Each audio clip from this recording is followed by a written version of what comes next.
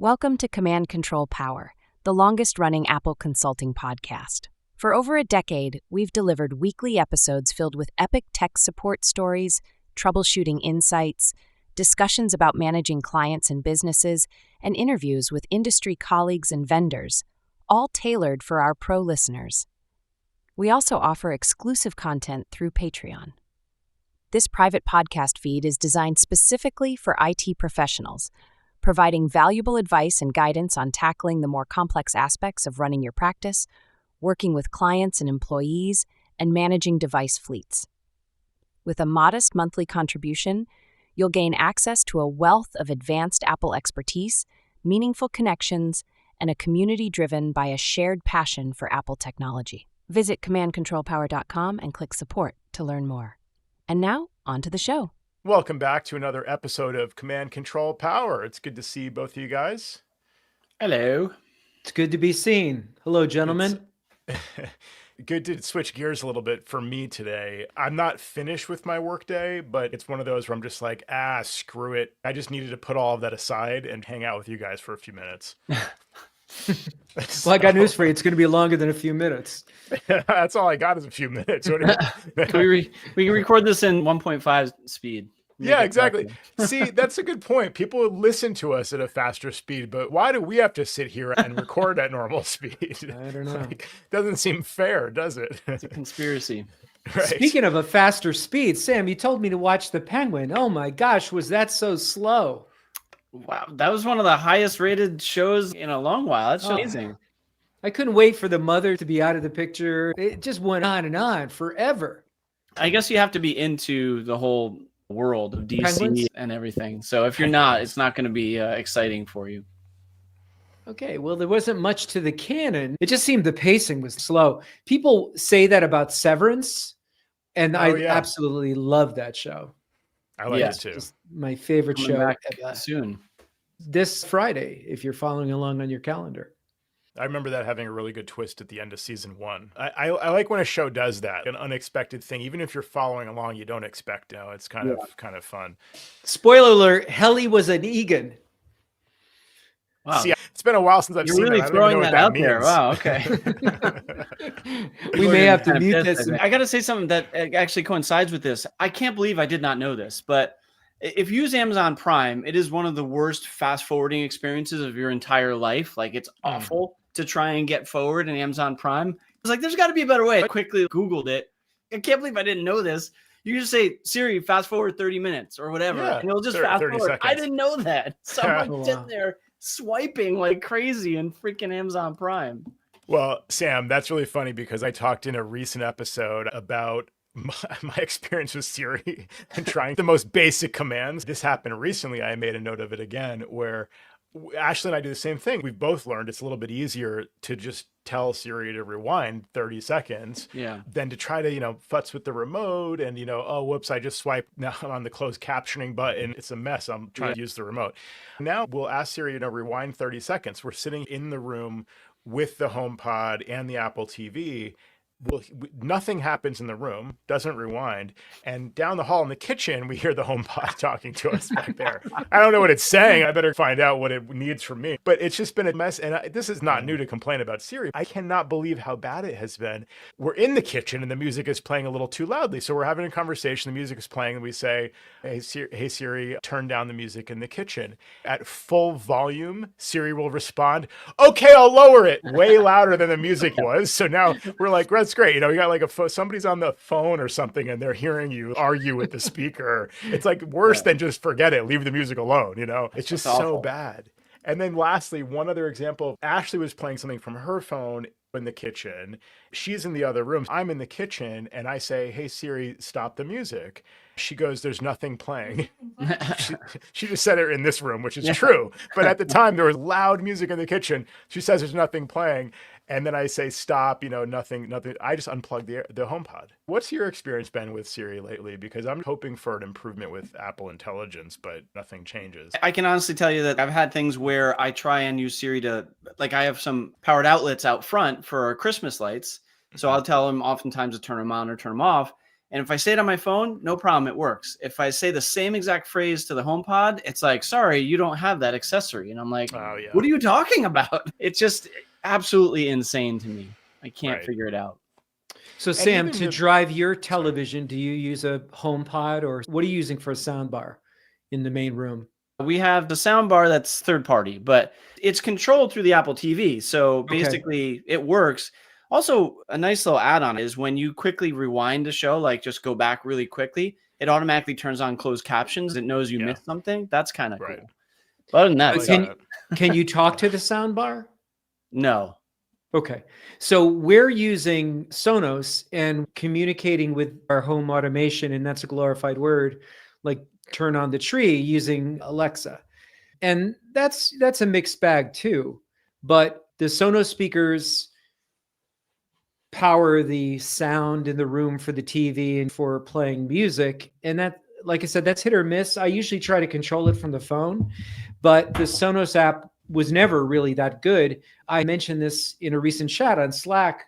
There's an audiophile channel, and there's an app called Soro, Soro, and it gives you deeper control into your Sonos system. If you are using a Sonos at home, you get granular controls over the speakers, the sub, the left and the right channel, and you could turn on the loudness and you can mute it on the fly. So it's really nice, and it should be built into the Sonos app, this granular control of the system, but it's not. And so it's this, and I think it's a one-time fee. It's a good thing to have, but I didn't discover that until the other day. Soros. Huh. I suffered sorrow. I guess like it's a play on the word sorrow because Sonos application has been so bad recently since the redo. Actually, I would love to talk about some Sonos venting. With the changes recently, I feel like some things have gotten more troublesome in Sonos. Let's talk about that now, if that's okay with Sam. Okay with me. Yeah, my day today started yesterday. So yesterday, a client sent us an email and says, "Hey, I'm having Optimum come in and install their fiber connection. I just want to make sure they'll be here tomorrow. I want to make sure nothing, do we have to do anything?" I said, "Thanks for the heads up," even though it was one day, because a lot of clients just call us after the fact and say, they changed the modem and now nothing works. The reason we've had an issue in the past is with Unify Networks. By default, they use the 192.168.1. whatever schema. And it turns out, so does the new modem router that Optimum uses for the fiber connection. They're a local ISP, in Connecticut and the greater New York area. I wish they would install just a modem. I don't think they even have that option with fiber from what and I just, a lot of this stuff I just give up on because it's like, I know what I need to know, but I don't know who to ask. And even if I ask 5 different people at Optimum, they will give you 5 different answers. So I've just given up.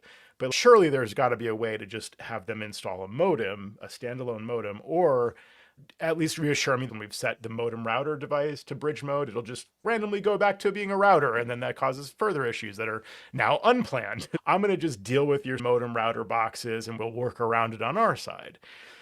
We plan to accommodate this change. The reason it was using this standard 192.168.1.x address is that prior to a recent wave of changes last year, this client was using a legacy camera system that we didn't control. The previous company who installed it was unavailable or uncooperative. We left the entire network on this range to accommodate that device and a couple of cameras. Now that that's been replaced, we can change the network schema. So we planned it carefully. We talked to the new camera person, security company, had them change their stuff to DHCP.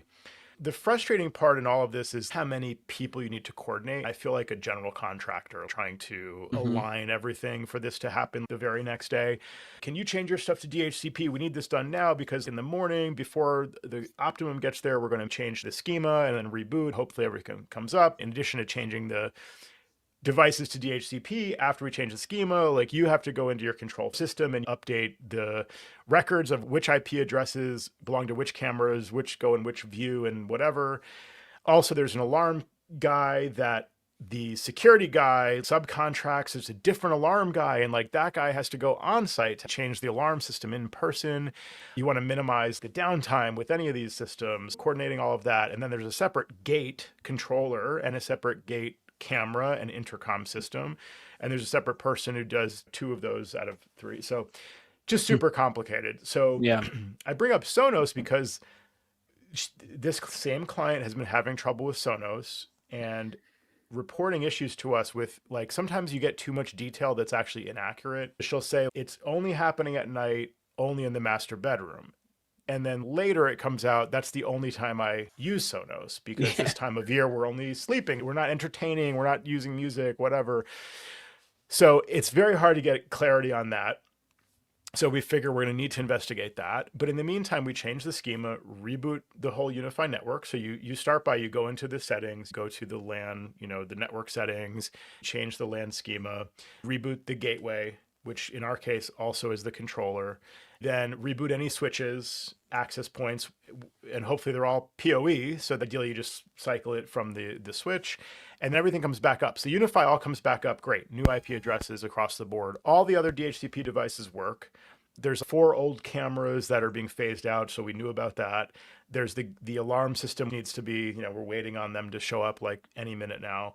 And then the cameras need to be reprogrammed. But Sonos, there's 6 Sonos devices that have to be physically rebooted. There seems to be no solution. Can you be specific what devices they are? What vintage? Are these Sonos ones from the old days? Controllers? I don't know the models. Good questions. I don't know the models, but I'll just click through a few. There's an ARC soundbar.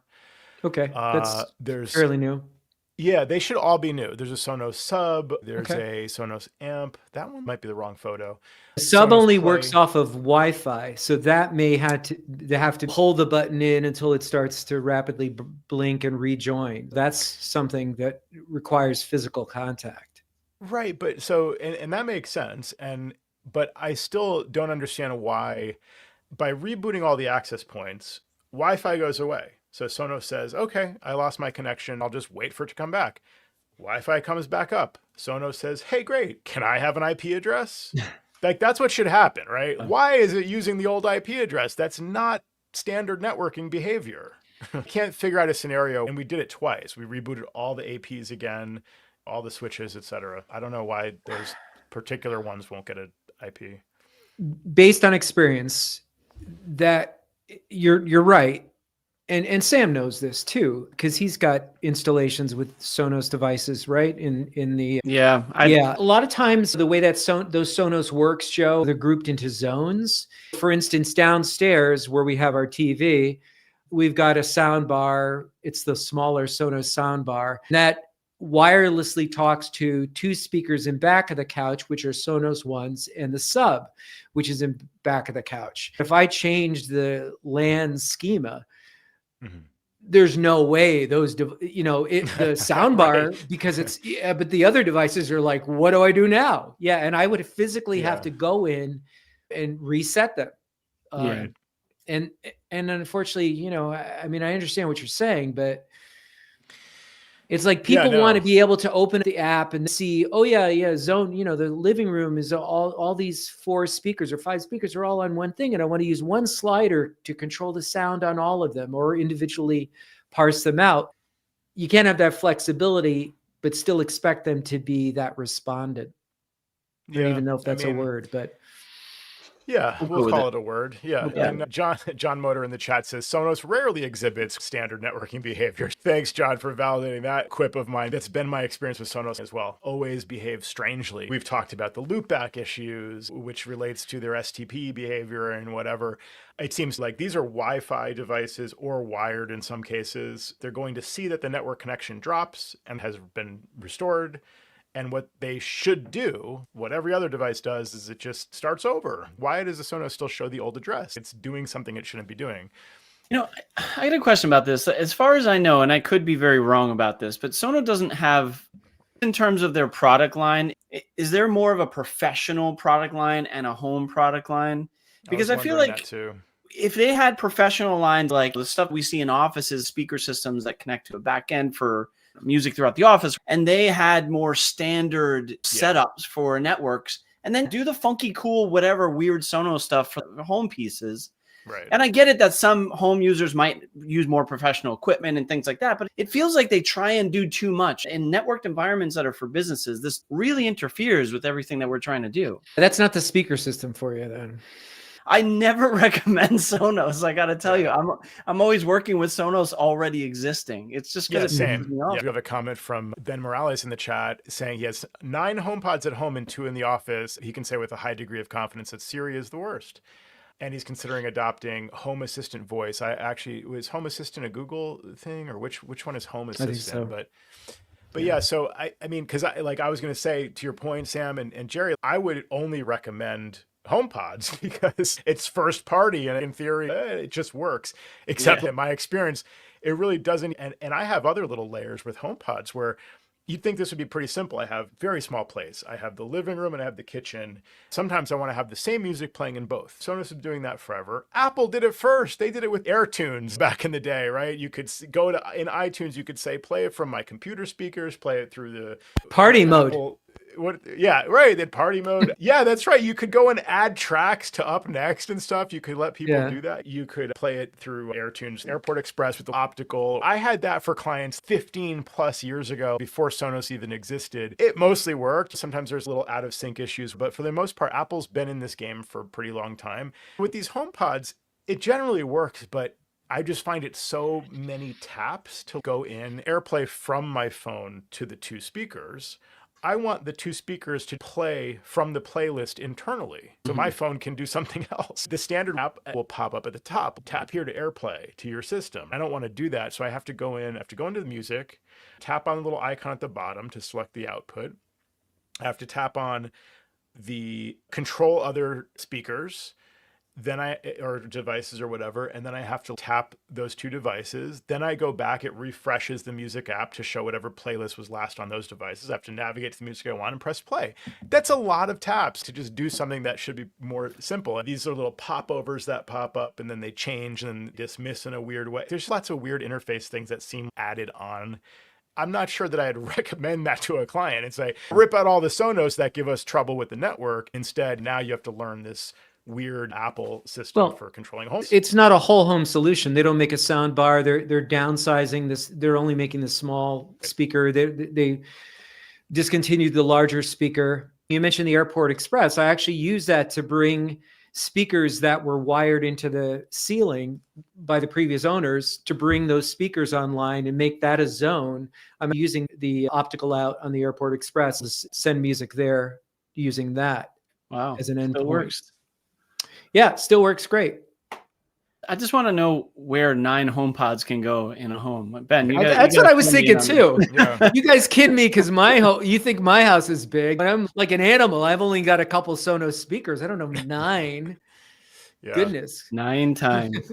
Yeah, no, I know. Well, some of them could be stereo pairs, let's say. Benjamin's living the dream. We're going to ask him if he's got a drawbridge. It could be a nightmare depending on how well this stuff is behaving. He could have like 5 or 6 kids and each one has their own HomePod. You could have one in each room. Tim is there at this client right now, rebooting Sonos in person because there's no reboot in the app. You could have hired me to do that, Joe.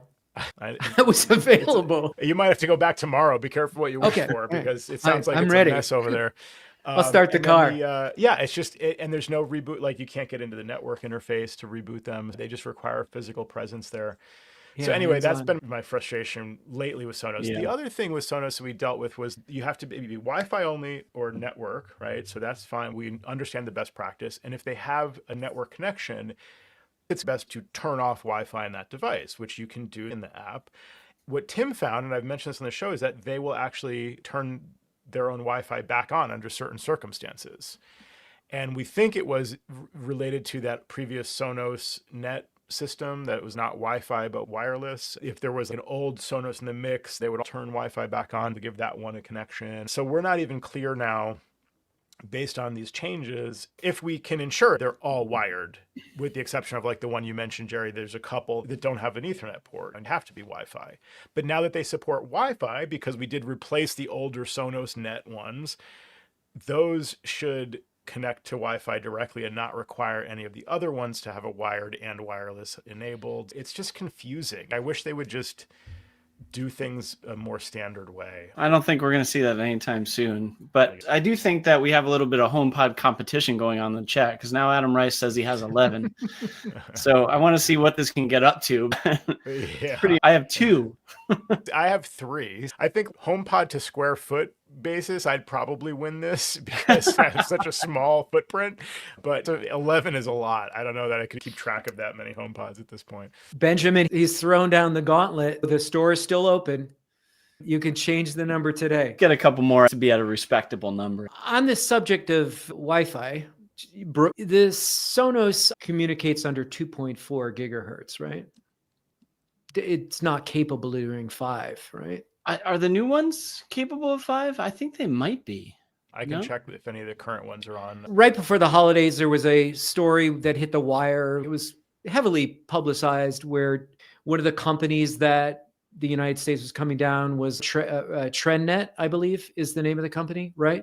They make the electronics gear, the communications networks, and the routers and things like that. Yeah. And they were thinking, oh, this is suspicious because it's coming from China, but this is like everything's from China, right? So it seemed odd that they were pinpointing them specifically. It gave me pause. I've always been an eye roller.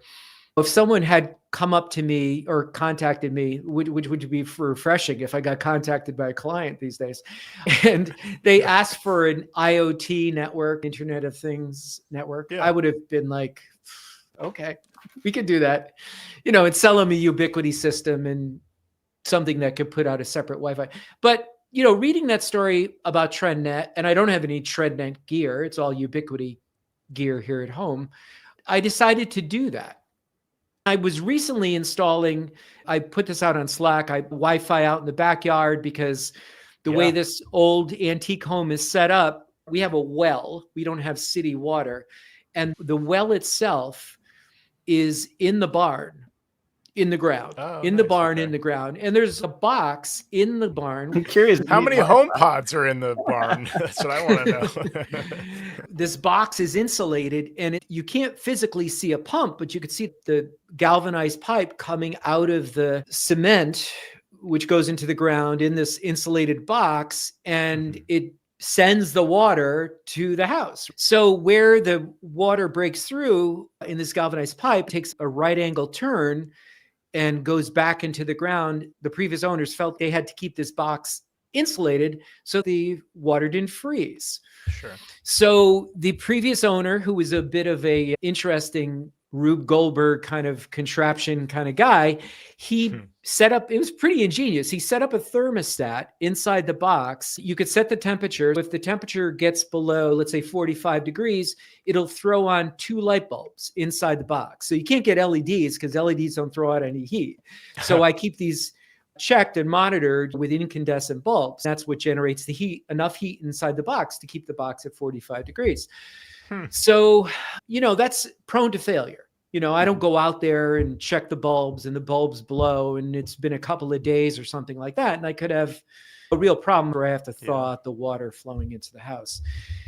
This story's already way too long, but to sum up, I wanted to get a way of monitoring the temperature inside the box. And the only way I could do that was to throw out some Wi-Fi into the backyard far enough to get inside the barn, inside the insulated box. There's something on Amazon that you could buy that just monitors temperature, and there's an app and you could put it in your iPhone, what it is inside the box. And I can tell you right now, it's about 45 degrees.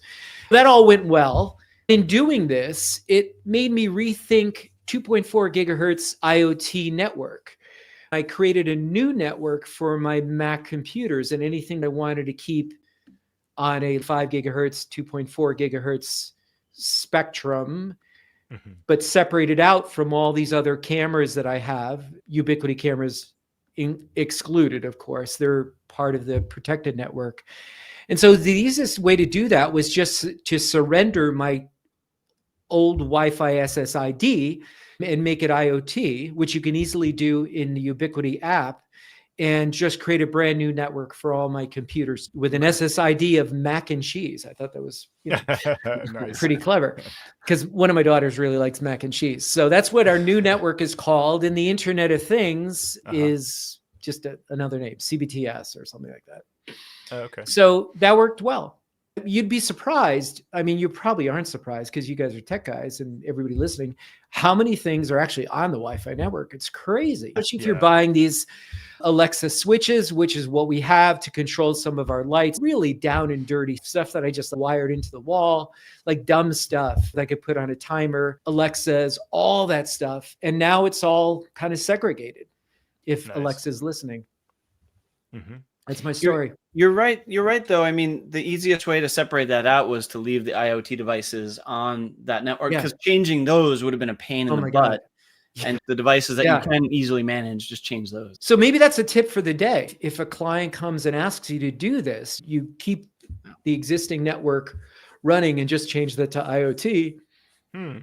And make a new network for your client. So basically turn off the 5 gigahertz and 6 gigahertz if applicable, and just leave the 2.4. Yeah, that is a great idea. I mean, because they call it out in here. For optimal IoT interoperability, we recommend creating a dedicated network for your 2.4 gigahertz IoT devices. That's right from the Unify portal, on the Wi-Fi page.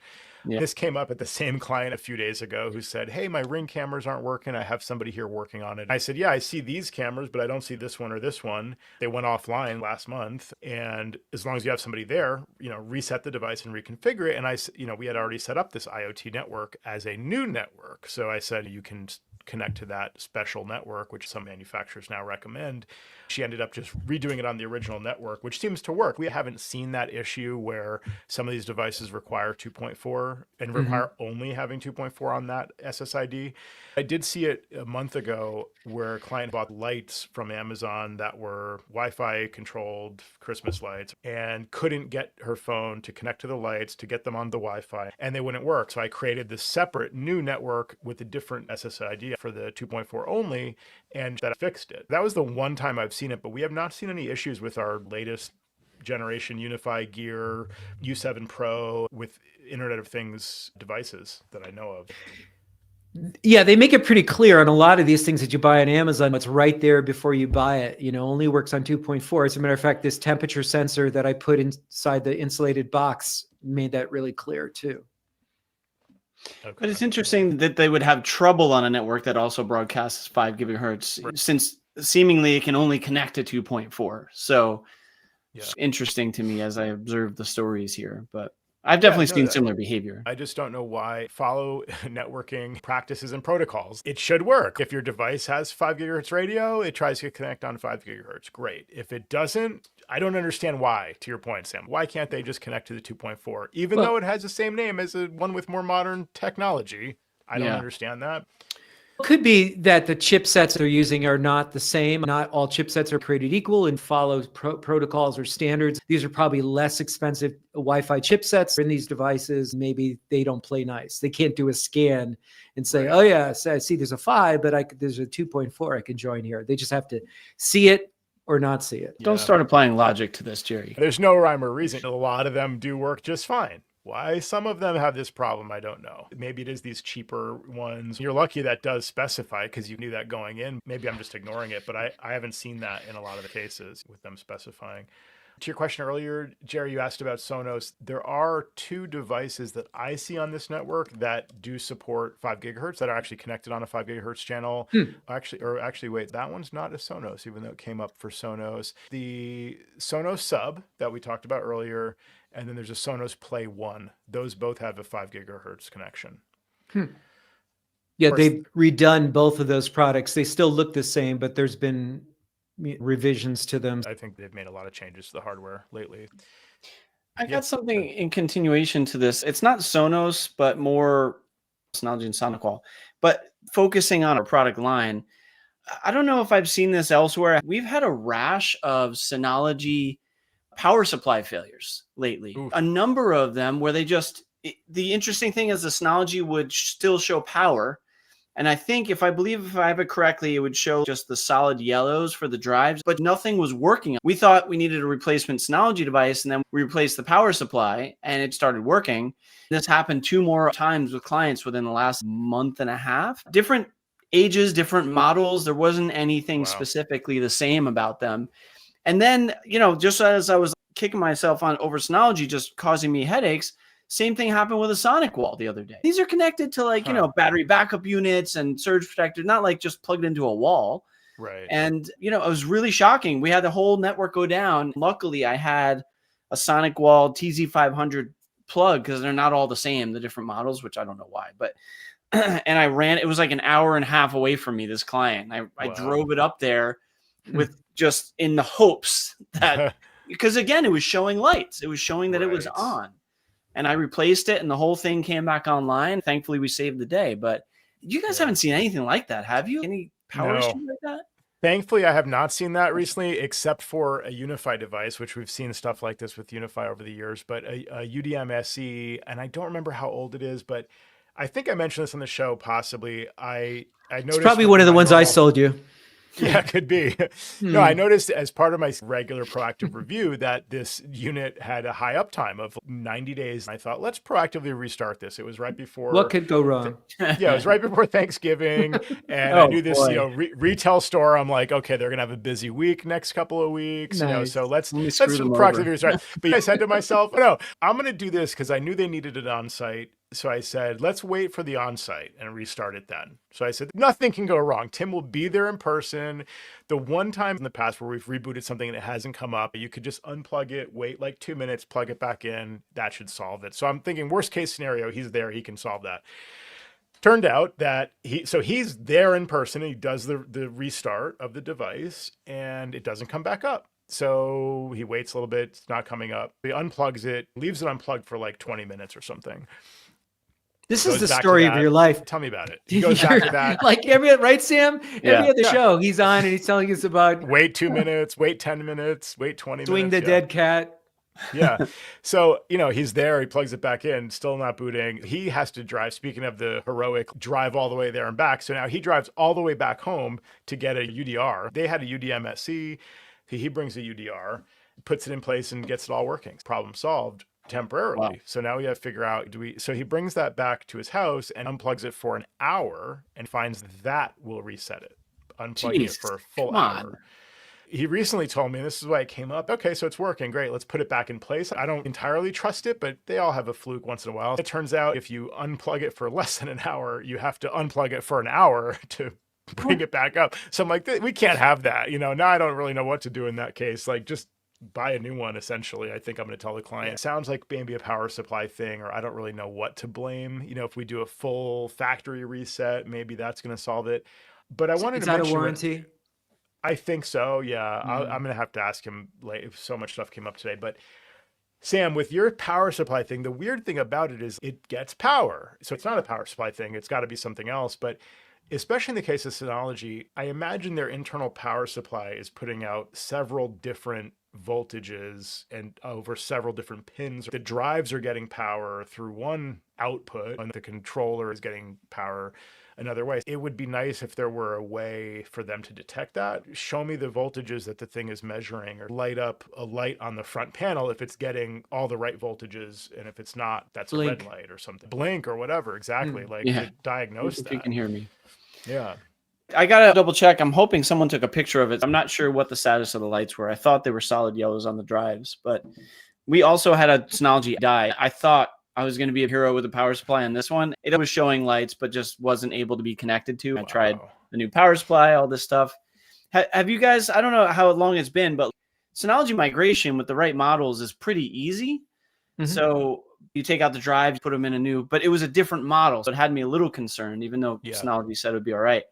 So it was a 4-bay model to another 4-bay model. The original was like a 415 plus, and I forget what I think it was like 918 or something like that. So the second model, I put them in the same order that you have to do them in as they were before.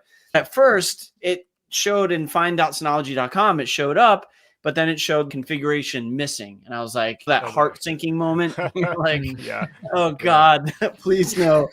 So I just reseated the drives, and thankfully it showed restorable or whatever I forget, migration available, I think was the terminology. Nice. Okay. Yeah. But that was another one of those where your heart like starts to flood because you're not sure what your day is going to be like after that, or evening, because you don't know if it's going to be a big time shit show. Excuse my language. So it was a little tough, but we got it done.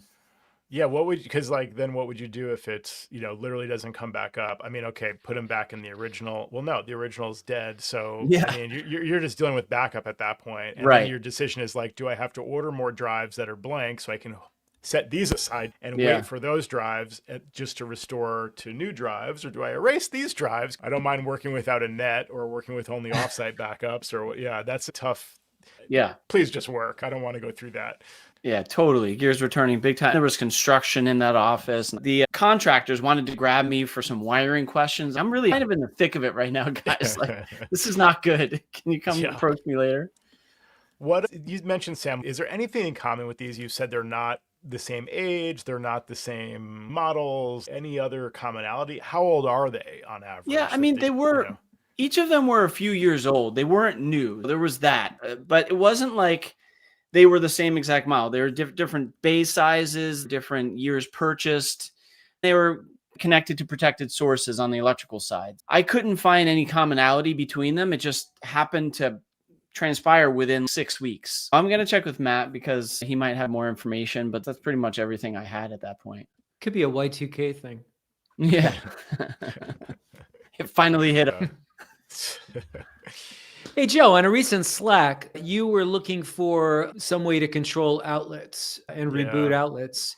Was that to specifically solve a problem with a client who needs to frequently reboot a modem, or you just want to have more control over doing something like that remotely? Yeah, I want to have more control in certain cases. We haven't had any like repeating issue of a modem needing that. They used to be, and people still think of it as best practice, like, oh, just reboot your internet every week and then it'll proactively fix it. My opinion is if that's happening regularly, you got to replace something in there. You shouldn't have to reboot it just to keep it working. But in the off chance you have to reboot it, I want a way to do that remotely. But specifically for this client who has this phone system that's on premises, the premises being a residential home, Windows PC to run the phone system, and that already froze at one point. We had to go there and reset it. So I thought it'd be nice to have network access. In theory, we should be able to just go in and press a button and reboot the Windows PC. You weren't too enthusiastic about watt boxes. What about them soured your opinion of them in recent months?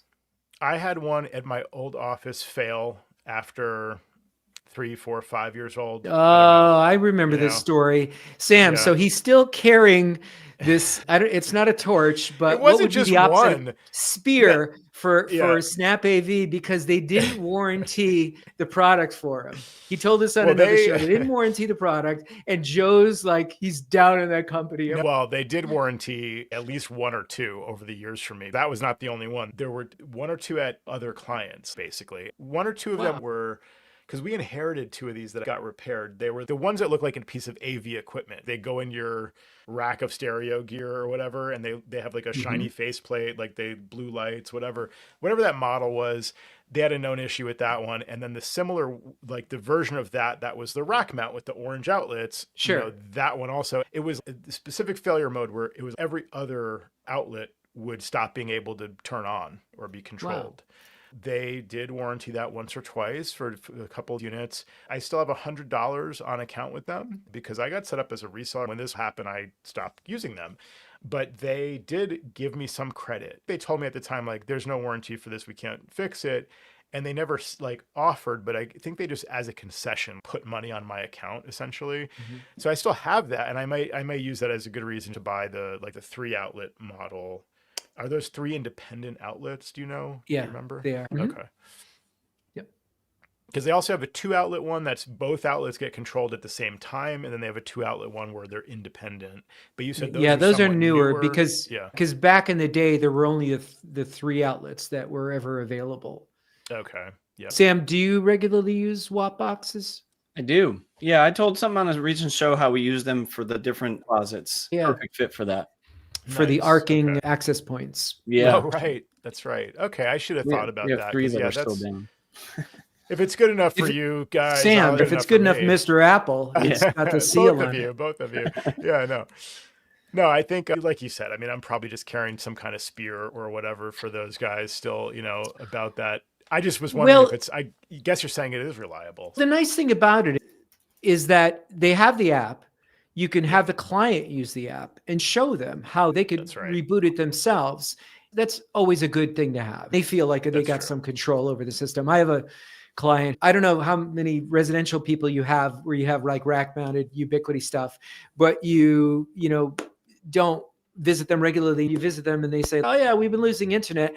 But what I do is I just pull the plug and they're pulling the plug in the whole system.